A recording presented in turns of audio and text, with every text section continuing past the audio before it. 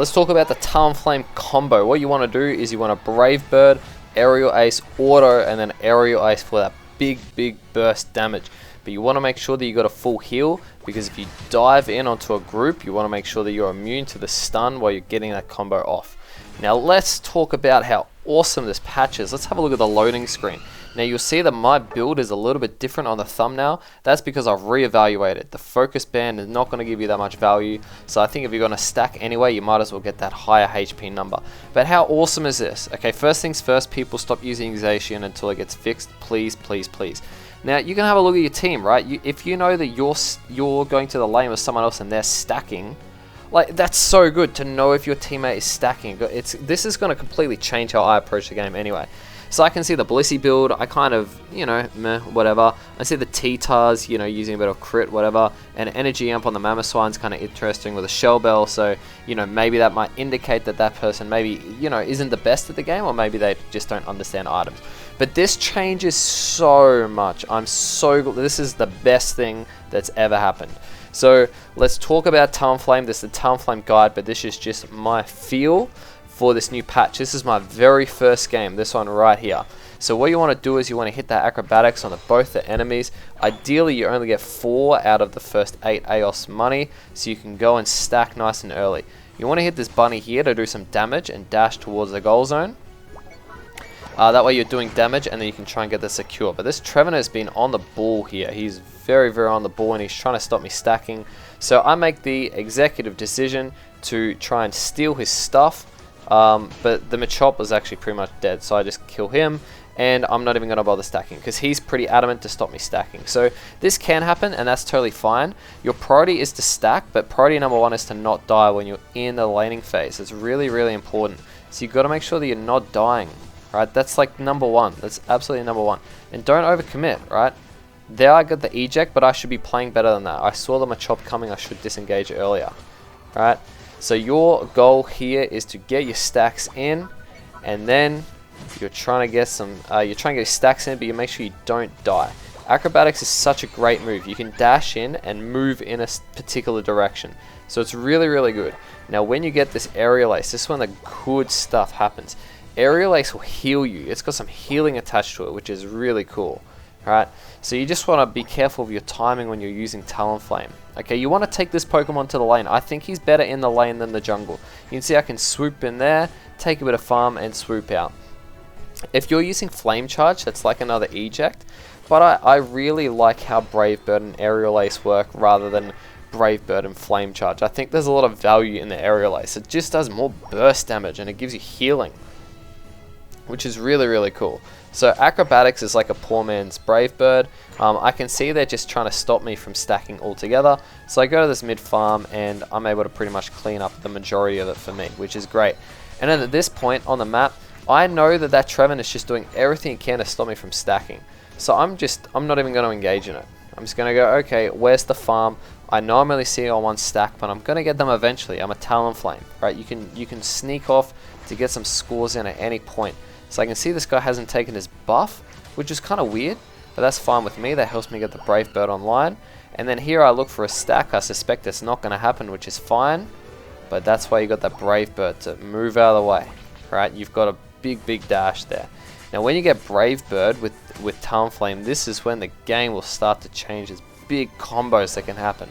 Now the combo that you're going for is you dive with the BraveBird, you proc the full heal, and you go Aerial Ace, boosted attack, Aerial Ace.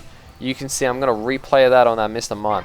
Absolutely massive damage, huge burst damage, and with the buff on the BraveBird, you're reducing the cooldown by 1.5 seconds. That just means that you're going to be able to get so many more engages in. So you go in, and here I'm getting these stacks because I got that kill. But here you can also going to see the value of having a full heal, and maybe the downside of just getting a little bit better using BraveBird. I tried to use it to escape, but I just wasn't good enough. Now let's talk about Talonflame's passive ability here, Gale Wings. If you've got your HP above 85%, you're going to be able to move a little quicker. And his boosted auto is kind of like a dash, so it does a lot of damage, but it also dashes towards the enemy. And the boosted auto can crit, which is pretty nice. Now, again, I'm going to see the value here. If I had have had a full heal, I would have been able to get a lot more value out of that engage there. because you can see the CC that Trevenant does. That Trevenant just destroyed me, but if I had a full heal, I would have been able to get the aerial ace off, and I would have been able to kill him.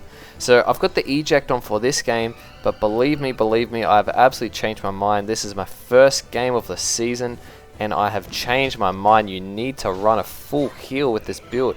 With the Trevenant, this new patch Trevenant, the Woodhammer, everyone's using it. It's everywhere, and when you dive in, you want to just be able to clean up. You don't want to be stunned. Here again, full heal would have been so good. Absolutely amazing. So I would have been able to clean up, maybe got a 3 or 4 KO there, but I got caught in the Gardevoir ult and I got caught with a Horn Leech. So you can see there, that's my mistake. Okay, I was trying to use the eject and maybe a little passive early to help me with the early laning phase, but I need to be a lot smarter. I need to be a lot smarter in that laning phase. Talonflame is a great Pokemon. He's really good in lane. He's one of the few species that are very reliant in lane. Right, this combo is so cool. Right, you just dive in, you reset the cooldown of Aerial Ace. That's absolutely awesome, right? You get 2 Aerial Aces off. That's big healing, right? You can see just the massive burst damage that you can do with this Pokemon. And the only reason why it's a lot more playable now is because they've reduced the cooldown of BraveBird. So that means you can just go in engages with a 15% cooldown, which is really great. Now, the UniteMove is one thing I want to talk about. I'm not necessarily using the UniteMove as optimally as I should be in this game. What I should be doing is I should be going in behind them and sweeping them back towards my team. So I'm forcing a team fight. So a lot of the time, that's how I want to be using a Talonflame Unite. Especially you can dive in with BraveBird and then use your UniteMove to sweep them back towards your team, especially at the Rayquaza fight. So this Pokemon can provide a lot of value, and I think the reduction of BraveBird is really awesome. But you've got to be careful of your weaknesses when you're using this Pokemon. Your weaknesses are the big brawlers. Okay, so that's your Scizors, your Urshifus, your Aegislash. Do not dive one-on-one with these Pokemon. You dive in to help your team clean them up. If you're versing Urshifu, you just don't even bother trying to kill it. It's going to kill you. If you're versing Aegislash, or even worse, the worst one right now is Zacian, you just don't even jump on Zacian. Okay, until this Pokemon gets fixed, you just do not even engage. If you jump on Zacian, he'll Sacred Sword you and a basic attack, and you're dead. Within like half a second, you're full to death, completely wiped out. So hopefully they do something about this Pokemon because it's a little bit out of control. However, this build is really awesome. Now, getting level 13 is a very big deal because what happens at level 13 with BraveBird Plus is you take 15% less damage for 5 seconds when the move hits, and it stacks up to 3 times. So that means if you go in late game and you dive on a group of enemies, you're going to be taking 45% less damage. Now that's why I've more or less opted for the Eos Cookie, because that 45% late game with a lot more HP is going to be super valuable, and then you're getting your Aerial Ace boost to get your HP back. That's such a big deal. That's such a big deal. So here at this point, I'm just getting ready for the Ray fight. You know, I don't have as many stacks as I wish I had, but that's okay. You can't be griefing games to get stacks. You have to play smart. Okay, I got shut down early. That's just good play from their Trevenant. He outplayed me. I could have played the stacking a lot better, but I didn't. So that it's more of a reflection on me and how I can play my early game better. If I've only got 4 stacks of Talonflame at the end. So here, let's have a look at this Rayquaza fight, because this game, I'm giving you a heads up, spoiler, I actually lose the Rayquaza fight, but I know I should have won this game, and I'm really annoyed at myself because I didn't win it. So we're going into this fight late game, absolutely stacked. I'm level 14, the Zacian's level 14, and here I got the UniteMove. I can dive in, I can get the combos going. Again, I'm not using the UniteMove as well as I should have. That was really bad. And again, that's why I wish I had a full heal, because you'd be able to get more value there. Again, I've missed the BraveBird, really bad aim there. So that kind of puts me in an awkward spot because I can't dive back in. And then I'm looking for a group of them again, and I miss another BraveBird. Not very good. So I've just kind of choked this end game here, and now they're kind of grouped up. I go in with a BraveBird, I get some resets here. I was hoping to hit the Mr. Mime, clean him up, and then I'm looking to dive back in again, looking for a group, hit one, get the KOs. This burst damage is awesome, you can dance around them. And at this point, I probably shouldn't have been so heavy trying to get this Trevenant, but I had the Mamoswine's help. and we didn't have the rips. That's totally fine. Now at this point of the game, I should have scored in the top lane.